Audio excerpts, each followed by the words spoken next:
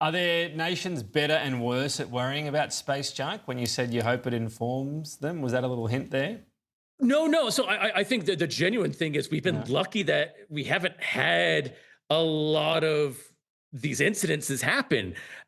So there's a little bit of lessons learned for, I guess, the entire community. China's just the first to really experience it, but also some of those operational things. China, this was the first time they had to send a quote unquote rescue mission. They had to do a reconfiguration. NASA's done this now a few times, even just those astronauts that came down last week because of illness.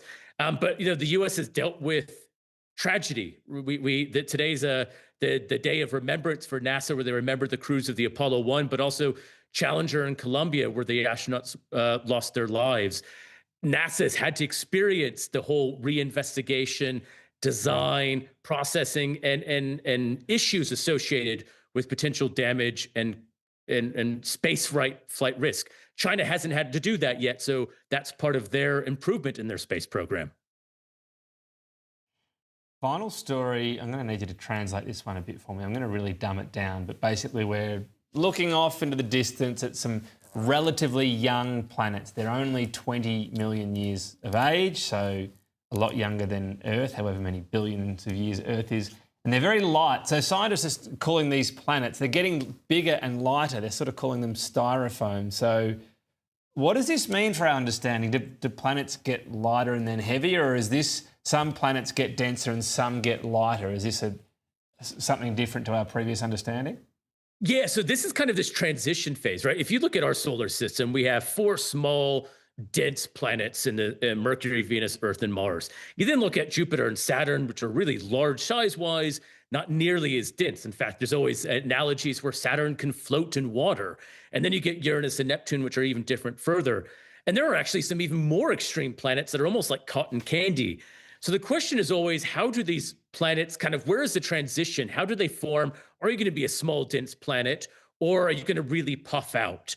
And we've never seen the stage. 20 million years is actually quite young. This is really in the beginnings and that kind of toddler phase of planets. They're born, but they're starting to grow and develop. How do they transition between the Earth-like planets that become solid and rocky and those big gas giants that we see today and even puff out? So seeing where maybe, how close to your star they are, how much mass you need to do this, these are all keys which may determine Earth-like or Jupiter-like. And then when we talk about the possibility of obviously life, that's always these questions we go through, those rocky planets where we know life exists. How and what are the conditions for giving them rise? We need to understand this growing up and transition phase of planets. Okay, my silly question of the day is this.